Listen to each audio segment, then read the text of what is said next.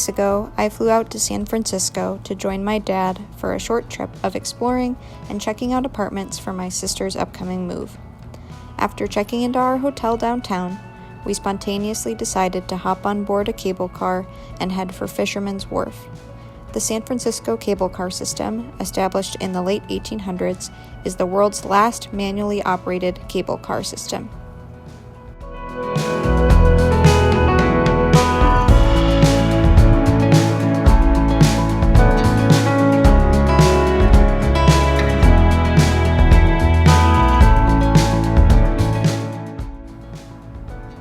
The Fisherman's Wharf area holds a number of popular attractions, like the original Ghirardelli chocolate shop and Pier 39, home to a very entertaining group of California sea lions. This neighborhood was definitely very tourist-centered, but it was still a fun place to check out.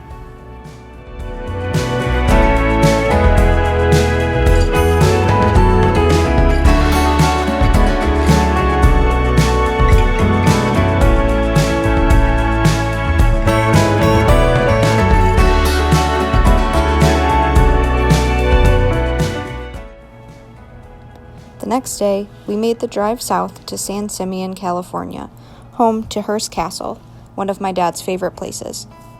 Hearst Castle, known formally as La Cuesta Encantada, or the Enchanted Hill, is the former home of William Randolph Hearst, media tycoon of the late 1800s and early 1900s. Together with architect Julia Morgan, the castle and surrounding guest houses were built between 1919 and 1947. The estate became home to an infamous social scene as Hearst, along with his mistress Marion Davies, entertained Hollywood elite like Charlie Chaplin, Cary Grant, the Marx Brothers, and Greta Garbo, as well as political giants like Calvin Coolidge and Winston Churchill. After Hearst's passing in 1951, the family gifted the castle and many of its contents to the state of California. It opened to the public on May 17, 1958. We took the Grand Rooms tour and got to see many of the immaculate entertaining spaces, like the pools, dining room, and private movie theater. Though it's quite a drive from San Francisco, it was well worth the visit.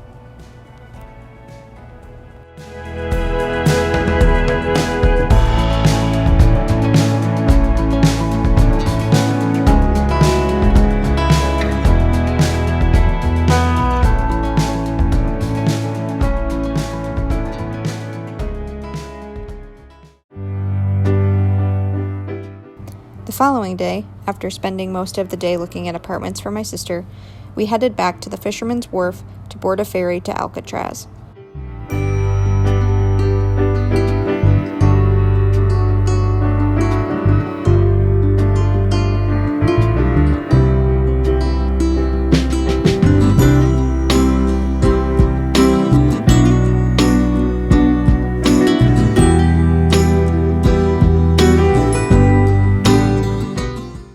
We took in the beautiful views from the island and then headed inside the prison. They provide you with a handheld device that you hold up to your ear to get an audio-led tour. We learned about some of Alcatraz's most infamous prisoners like Al Capone and George Machine Gun Kelly, and saw the cells belonging to Frank Morris and brothers John and Clarence Anglin. These three men escaped the prison in 1962, and their fate remains a mystery to this day. I had always wanted to tour the island and see the prison in person, so it was very cool to finally be able to do so.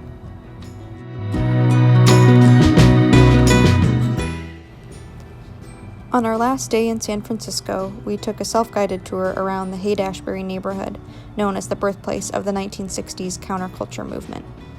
This hippie mecca has homes formerly occupied by the Grateful Dead and Janis Joplin, amongst others.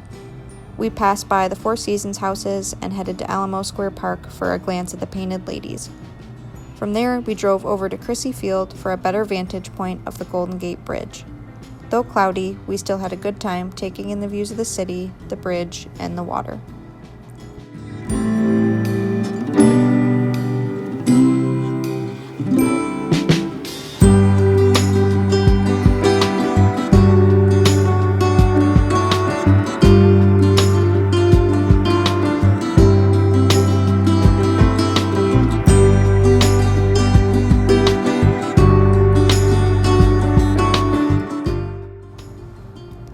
We caught our final glimpses of San Francisco aboard a double-decker bus.